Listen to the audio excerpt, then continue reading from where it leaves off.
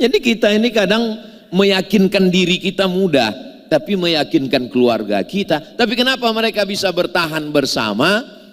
Bukan karena laki-laki berubah jadi perempuan, bukan juga karena perempuan berubah jadi laki-laki, tapi karena bisa saling memahami. Pertanyaannya, bisakah laki-laki memahami perempuan?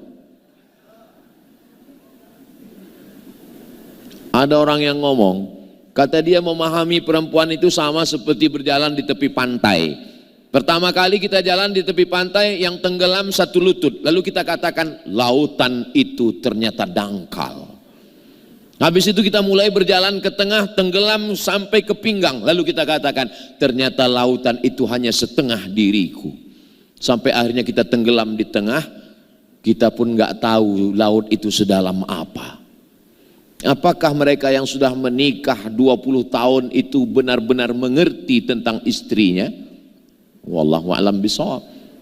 Kita hanya berusaha memahami. Suami begitu juga pada istri, istri juga begitu melihat suaminya. Saya Ustadz, sebelum suami saya itu ngomong saya sudah tahu. Kenapa dia bisa memahami? Ya karena berusaha. Dari mulai kenalan pertama, hari kedua, bulan kedua, tahun kedua, berusaha untuk memahami. Kalau suaranya begini berarti mau kopi, kalau suaranya begini berarti mau nasi. Dari intonasi suara saya bisa memahami Pak Ustadz.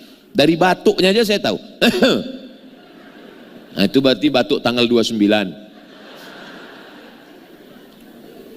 Dari tatapan matanya bisa saya pahami Pak Ustadz. Kalau matanya begini berarti mau mancing tuh Pak Ustadz. Kalau begini berarti mau touring. Saya posting motor yang nggak dibawa touring 2 bulan akan disita oleh negara. Langsung para rider komen setuju. Kita tidak bisa menyamakan. Sedangkan satu perut, satu ibu, satu rahim, beda sifatnya. Satu ayah, satu bahan baku, satu pabrik, apalagi anak orang. Orang kembar, satu ayahnya, satu emaknya, satu ibunya, satu lambungnya, satu rahimnya, satu gennya, nggak sama sifatnya. Apalagi ini anak orang. Iyalah Pak Ustadz, masa anak monyet? Jadi poin yang kedua adalah kalian sudah dipersatukan Allah dan kita berusaha untuk saling memahami, untuk saling mengerti. Saya dulu ngajar jadi dosen 11 tahun, 2008 sampai resign dari PNS dosen 2019. Mahasiswa itu nggak tahu apa yang ada dalam hati saya. Maka saya mesti speak up, ngomong. Adik-adik mahasiswa, kita ada 16 tatap muka. Pertemuan pertama bagi judul, pertemuan yang kedua presentasi makalah, pertemuan yang ke-8 mid semester, pertemuan yang ke-16 UAS, ujian akhir semester. Kalau sudah dibagi judul, nanti pertemuan kedua kalian presentasi ke depan. Saya tidak mau ada yang datang terlambat lalu ngomong, Ustadz, tadi ketika makalah sudah mau kami print, tiba-tiba datang virus menyerang komputer. Dan ketika kami mau colokkan listrik, pemadaman bergilir. Dan ketika kertas sudah siap, datang hujan lebat, angin puting beliung, bencana tsunami. Saya nggak mau ada drama-drama. Kalau kalian siap makalah, presentasi. Tapi kalau kalian nggak siap makalah, jangan datang. Tapi bahasa saya ke mahasiswa kan nggak bisa begitu ke istri. Jadi Bapak Ibu, Kakak, AA, jangan anggap saya ini Ustadz lalu saya di rumah ngomong sama istri saya seperti ini. Enggak. Bukan berarti saya ngomong, ya ayyuhalladzina amanu. Bukan begitu. Ini kita berusaha loh. Berusaha untuk memahami. Apalagi ada batas usia yang panjang. perbedaan pulau, perbedaan suku. Saya tidak mengatakan kita pernah finish selesai.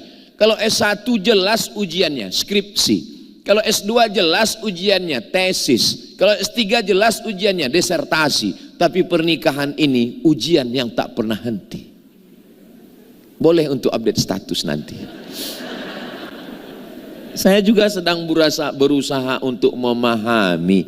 Tapi kita nggak tahu apa yang ada di hatinya. Dan dia pun nggak tahu apa yang ada dalam hati kita. Kita hanya berusaha untuk menebak-nebak, menduga-duga saja. Kenapa dia diam ya? Apa salah dan dosaku? Kadang kita ini laki-laki selalu merasa bersalah. Salahku apa ya? Ngomongku apa salah ya? Bagaimana apa salah ya? Rupanya kita buka lemari, kain di bawah sudah ditarik, tumbang semua yang di atas. Makanya Allah kasih kita lidah.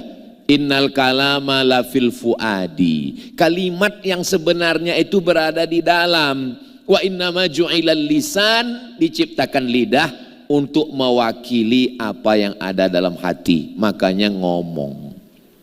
Aku. Kami Pak Ustadz, kalau aku tuh kasar Pak Ustadz. Saya pun kasar Pak Ustadz. Abdi teh. Aku hari Jumat, Sabtu, Ahad, Senin ke Jawa Barat. Jumat, Sabtu, Ahad, Senin Kalimantan Selatan. Jumat, Sabtu, Ahad, Senin Sulawesi Tenggara. Yang di rumah Selasa, Rabu, Kamis. Jadi kita ngomong jelas. Dan insya Allah kalau udah kita jelaskan terima. Aku, saya Jumat, Sabtu, Ahad, Senin masjid, musola, kantor. Bangun tadi pagi Masjid Al-Ikhlas. Habis itu ke Sukabumi. Bahasa Arabnya Hubbud Dunia. Habis Sukabumi acara dengan sahabat-sahabat di membangun keluarga sehidup sesurga. Ini yang ketiga. Nanti malam tablik akbar yang keempat. Besok ada 3 acara, habis itu baru pulang. Kalau aku lambat kirim balas WA, jangan curiga. Aku nggak akan selingkuh. Aku ini sudah tua, hitam, kurus, pesek, nggak ada orang mau. Kita yakinkan itu, walaupun banyak yang mau. Kita yakinkan. Baca aja komen-komen di Instagram, di YouTube itu. Jadikan aku yang kedua ya Ustadz. Tapi kita mesti yakinkan. Kita yakinkan, namanya untuk meyakinkan orang. Anggap aja kita sales. Sales Pak Ustadz. Iya, kalau di Medan kan kabel. Kabel Pak Ustadz. Nah, jadi kenapa terjadi konflik?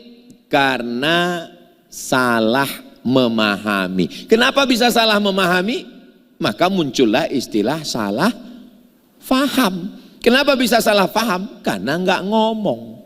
Tapi kan nggak semua laki-laki bisa ngomong. Memang laki-laki ini jarang ngomong, diam aja, tiba-tiba stroke. Mudah-mudahan yang sakit segera sembuh, insya Allah. Beda sama perempuan. Perempuan itu bisa semua diomonginya. Tahan dia ngomong. Berhenti ngomong, ngemil. Kalau laki-laki kadang diam. Bapak, ibu, cobalah ibu perhatikan suami ibu. Kadang diam aja. Tatapannya kosong. Mulai kemana-mana. Diajak ngobrol nggak nyambung. Coba ibu tanya dia, Pak, ini gejala awalnya gimana? Maka yang perlu dibangun itu adalah saling memahami dengan cara berkomunikasi. Ada orang kalau komunikasi dengan orang ramai, 1000 orang nyantai dia ngomong. 1000 orang nyantai dia ngomong. Tapi kalau ngomong berdua nggak bisa. Itu siapa? Aku.